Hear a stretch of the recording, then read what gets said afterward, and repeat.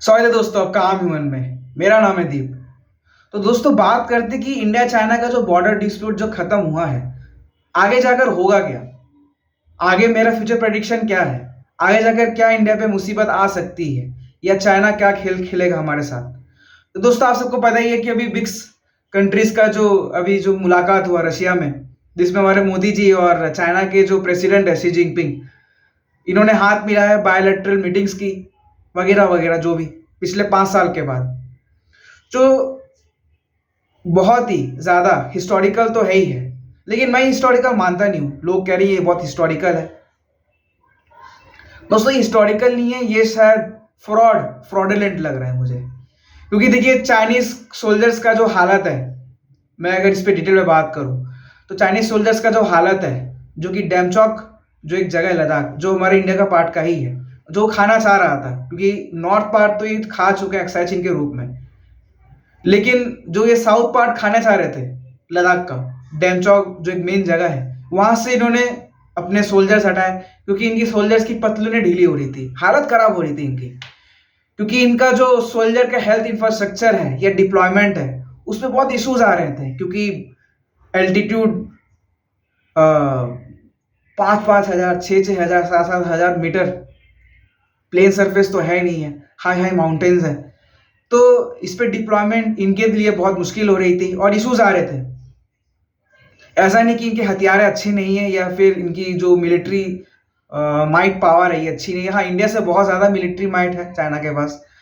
लेकिन हाँ, सोल्जर्स की जो नाकामियां हैं, जो वो रोते बिलखते हैं, आपने बहुत सारे वीडियोस देखे होंगे कि ये रो रो के जा रहे हैं अपने बॉर्डर्स के पास।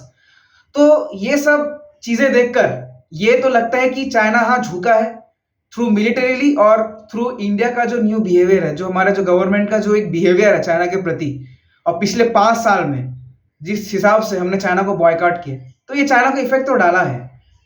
लेकिन अब चाइना खेल क्या खेल रहा है?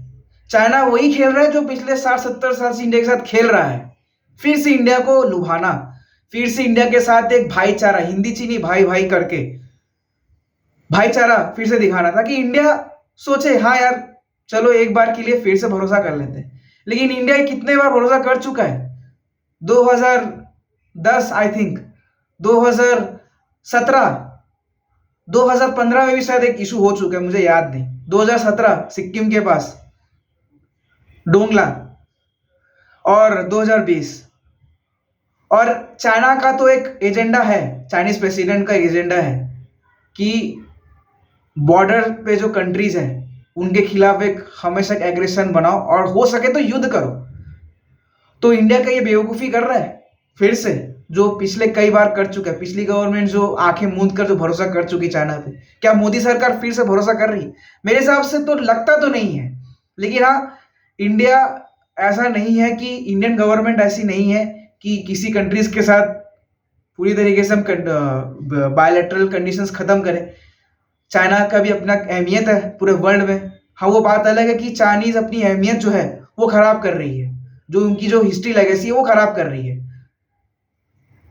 तो मेरे हिसाब से जो आगे ये हो सकता है कि इंडिया के लिए वार्निंग है कि चाइनीज कोई न्यू स्ट्रेटेजी अपना रहा है, क्योंकि चाइना का प्लान ताइवान तो है ही है, और इंडिया के साथ वो बॉर्डर टेंशन खत्म इसलिए कर रहा है ताकि ताइवान के मुद्दे पे कुछ ना बोले, क्योंकि ताइवान पे अटैक करने ही वाला है। और इस पे Indian government one China policy को मानते रहे, जो कि पिछले टाइम से मान नहीं रहा है, क्योंकि वो हमारे अरुणाचल प्रदेश का नाम बदलता है तो हम उनके तिब्बत के नाम बदलने जाते हैं। तो मेरे हिसाब से आगे जाके फाइनल बात मैं ये कहूँगा कि ये चाइनीज की चाल है। इंडियन गवर्नमेंट अगर भरोसा कर रही है तो भरोसा का बिहेवियर चाइना को ना दिखाते हुए इंडिया भी चाइनीज बिहेवियर अपना ले और चाइना के साथ वही खेल खेले जो उसके साथ खेल रहा है।